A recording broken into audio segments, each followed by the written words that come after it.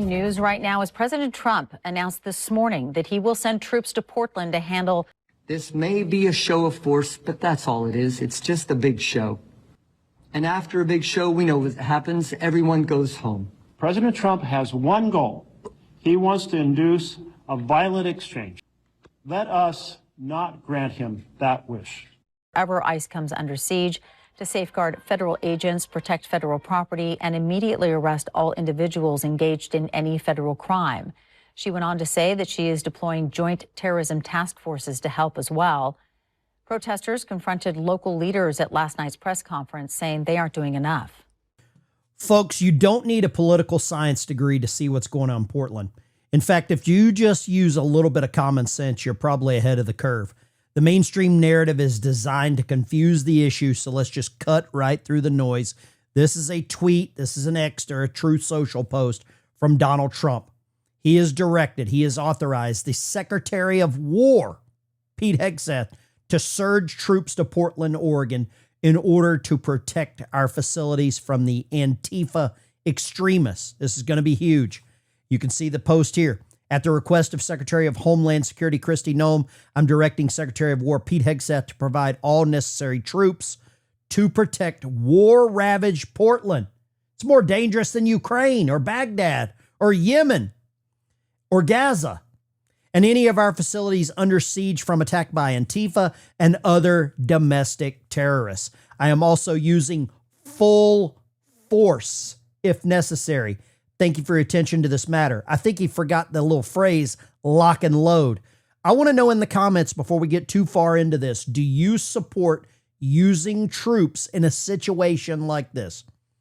Normally, I wouldn't, but now that we're seeing that these are violent extremists, many of them with military training. This is where we're at right now, guys.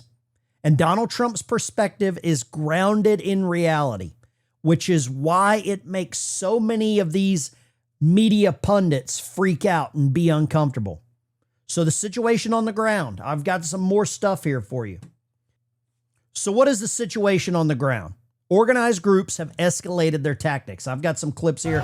I'm not going to play this audio. It's just yelling and violence. You can see the tear gas going off.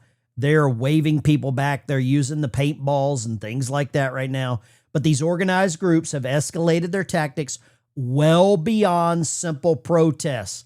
They are now, according to reports and footage, targeting federal law enforcement by publishing their private home addresses.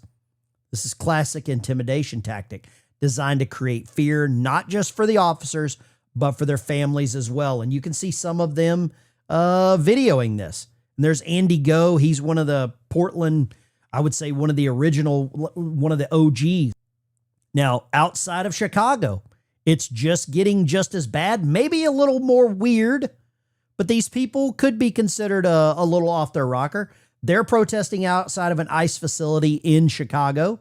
That was yesterday evening. It looks like members of the Slapaho tribe are burning some kind of effigy or summoning some dark spirit. I believe that was Elizabeth Warren there in the Indian outfit. They're going to do a little dance, sing a little song, get down tonight. So this is totally opposite of what's happening in Portland. I'm okay with a little kumbaya right here.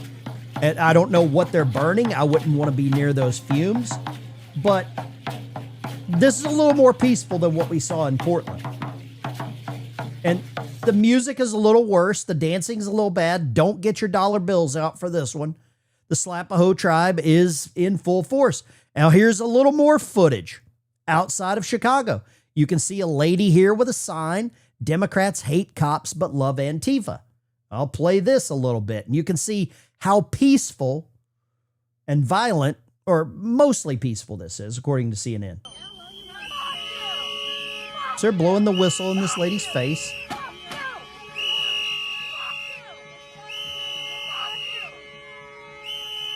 A lot of anger there. A lot of anger. And the lady there is just in her USA shirt, Make America Great Again, Democrats hate cops. They love Antifa. It's really funny that none of the Democrats have come out and disavowed some of this rhetoric that we're seeing. It's a little strange to watch, right?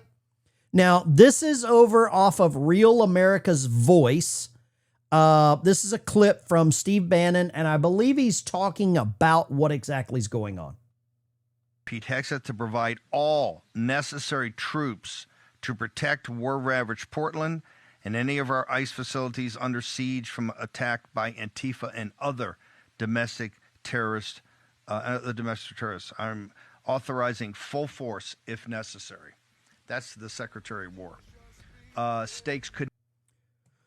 What I think we need to talk about a little bit is this upcoming meeting between Secretary Pete Hegseth, Secretary of War, and all of these generals and senior enlisted advisors. This changes the dynamic or changes the perspective on what that meeting is actually for. I believe Donald Trump is multiple moves ahead of Antifa. I believe in conjunction with the military, with the Secretary of War, with these leaders, with the Joint Chiefs of Staff, we could very well see military troops pulled back from foreign countries and brought to Oregon. But what is the response from the leadership in the state?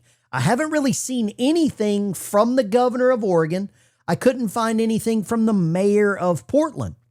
The governor, I guess, came out with a mild-mannered statement saying there was no significant threat. But I want you to let that sink in. No significant threat. When federal officers are being personally targeted, their families are being threatened, and their homes, and the official response is to downplay it, is that just a disagreement? Is that a significant threat? To me, that's a serious failure in leadership. And this is where we're going to take another little turn here. I've got some other things to show you. This is a great clip. This is what I believe some people would like to see. This is outside of Dearborn, Michigan at 5:30 in the morning, and the residents are now being woken up by the call to prayer. I believe this is where we could get to in Portland as well. Right, okay.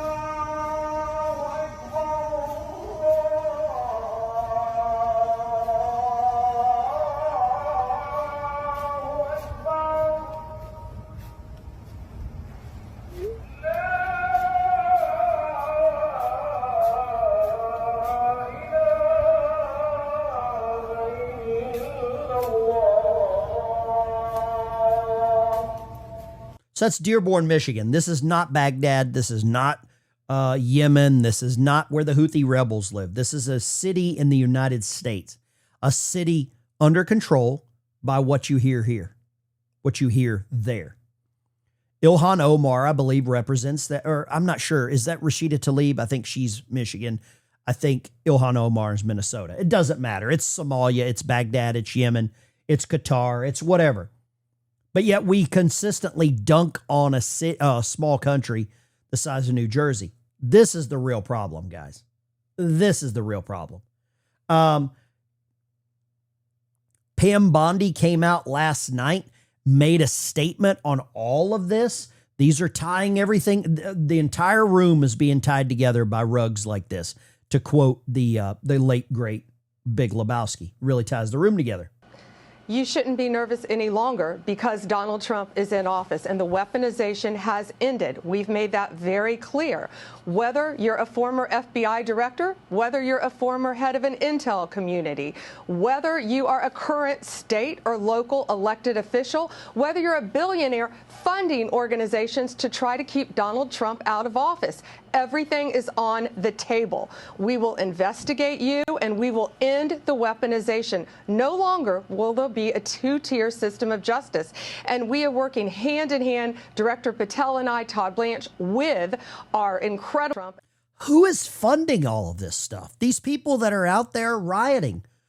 Who is funding this? Folks, this is where we're seeing a stunningly clear political double standard. The mostly peaceful but violent protest, as CNN said. What we're seeing now with Pam Bondi, Pete Hegseth, and the rest of the remaining staff is they're actually taking some action. But the same voices who insist on massive federal intervention for their policies will cry overreach the moment federal power is used to protect federal employees and property and citizens. They seem to champion federal authority, but only when it advances their agenda. This is a list the White House has just released with Pam Bondi of political agitators that are causing assault on ICE, the field office in Dallas, Portland, all around the country.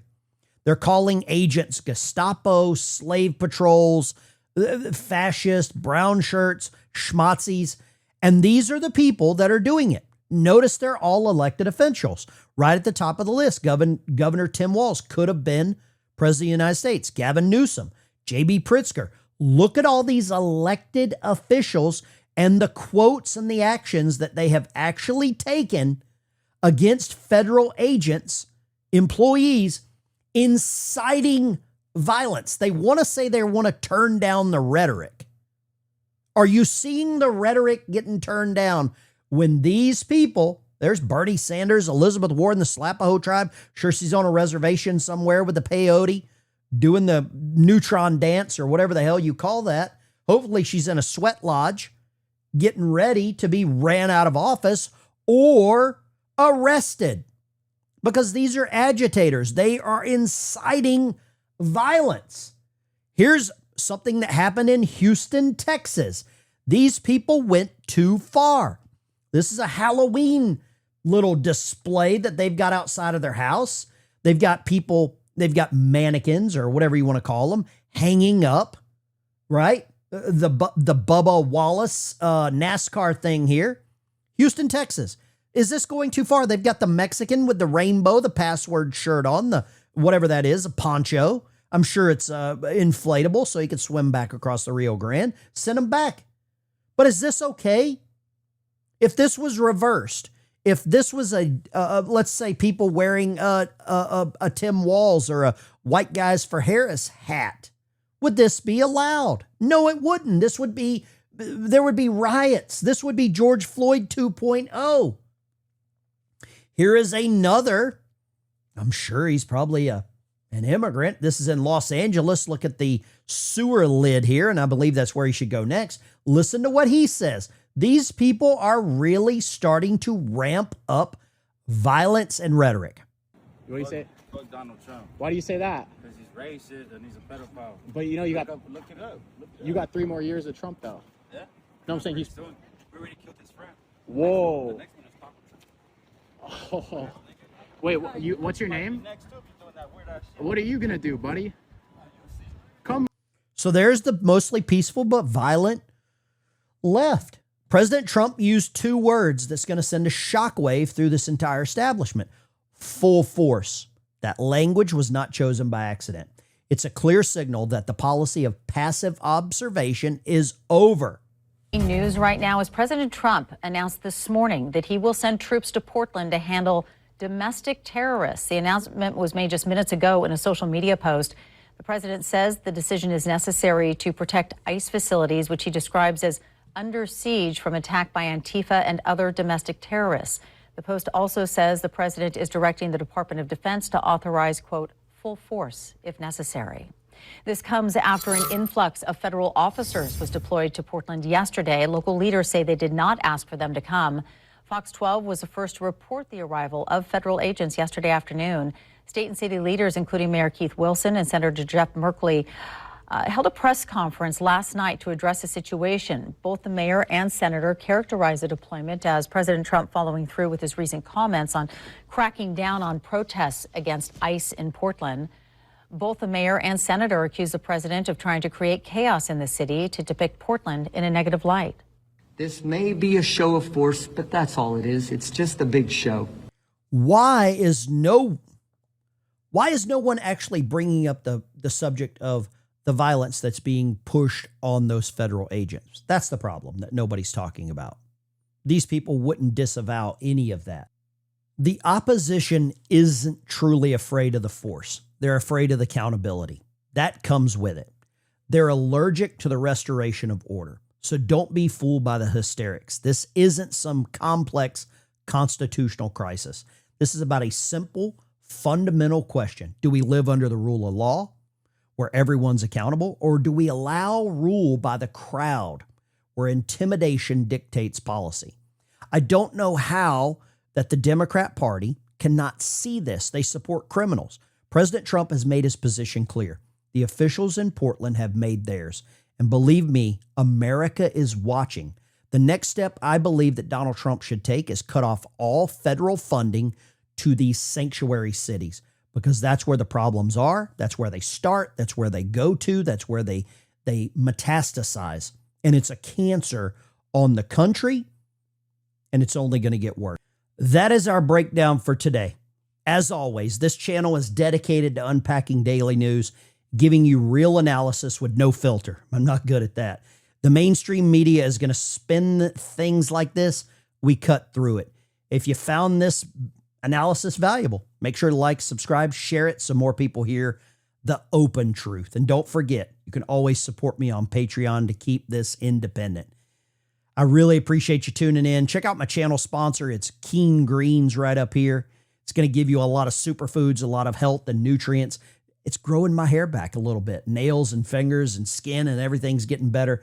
All of the profits from that organization are to help veterans with PTSD, service dogs, and other mental problems, mental disabilities that they've endured and encountered from being in the military.